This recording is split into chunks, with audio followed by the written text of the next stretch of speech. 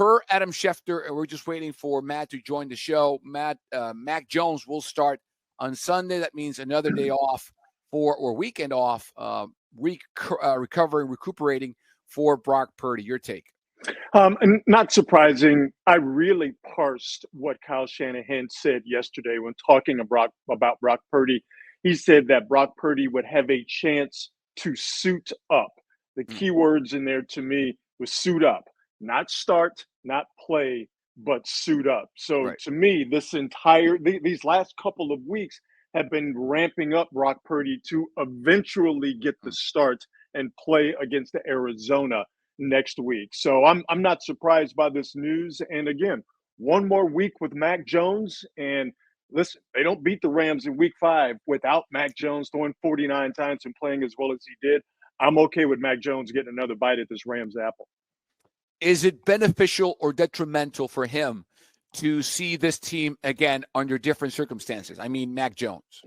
Well, listen, we all know why division games are so tough because of the familiarity.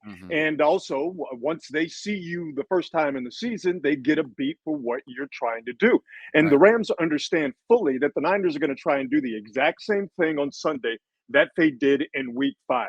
Control the time of possession, try and extend scoring drives to double-digit plays. They had 3 12-play scoring drives out of the 5 the Niners scored on. So they know that the Niners are going to try and play ball control. And Mac Jones is a big part of that by getting the ball out quickly, keeping the chains moving, but also not throwing in any interceptions. So they know, listen, we're going to try and blunt Mac Jones's ability to be a part of this Niner offense by hampering his ability to get rid of the ball quickly. So what's going to be the Niners' counter to that? Yeah. And I guess because this will be the first time this season, Rod, that we see Mac Jones face the same opponent twice. I mean, so far the Mac Jones experience or experiment has been a novelty for teams out there because they haven't had the chance to see them twice. So this will be, from that perspective, a significant, or I would say an interesting challenge for Mac Jones to go against this version of the Rams that haven't lost a game since he beat them 5 weeks ago. And see, to me, though, the Niners got a zig where the Rams think that they're going to zag. So to me, for Mac Jones, I think he's got to be the beneficiary of a Niner run game that is the tip of the spear. Now, that's easy for me to say because the Niners are just as good against the run as the Texans are. And we saw what happened to the Niners a couple of weeks ago when they tried to run on the Texans, but that doesn't matter. I think in order for Jones to be effective second time around against the Rams, the run game has to get going. It has to be the tip of the spear.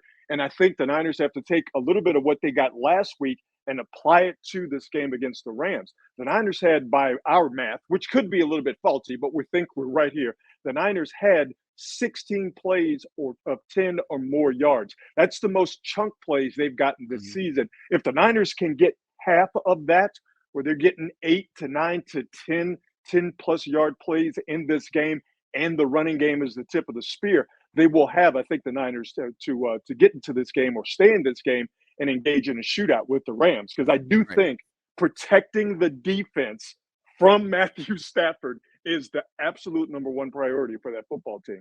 Right. No, I agree 100%. Again, do you think, just focusing a bit on Brock Purdy before we move on from the QB spot, this is week 10. I mean, there's plenty of season left still. I mean, you have 7 more games to go after this one. You have the bye week after the Browns game in late November. First week of December, the Niners have that week off. We keep hearing, Rod, that there's improvement. He's getting better. He's getting better. He's getting better.